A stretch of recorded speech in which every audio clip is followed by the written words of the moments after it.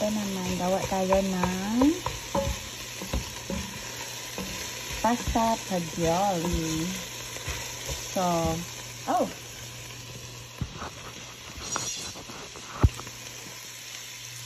wala akong beef broth. So, gamit tayo nito. Then, tubig. 6 cups of water. Then, tomato dice. Then, we will put oregano. Then, parsley. I don't have a fresh parsley, so we do the spices.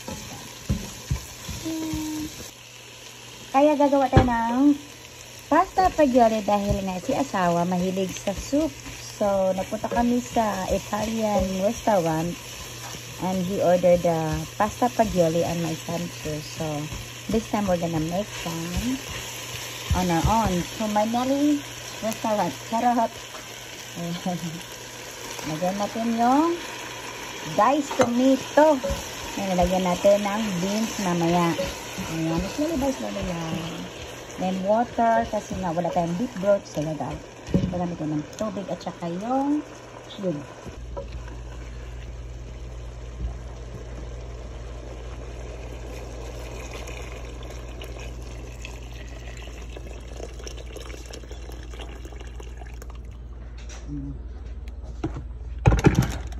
Yan, nalagyan natin ng oregano, spices, and parsley. Yan lang ang kaya natin mga loves. Kasi wala tayong parsley na fresh.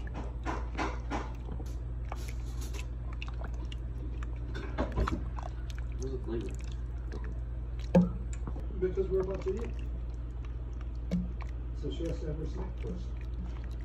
Mm-hmm.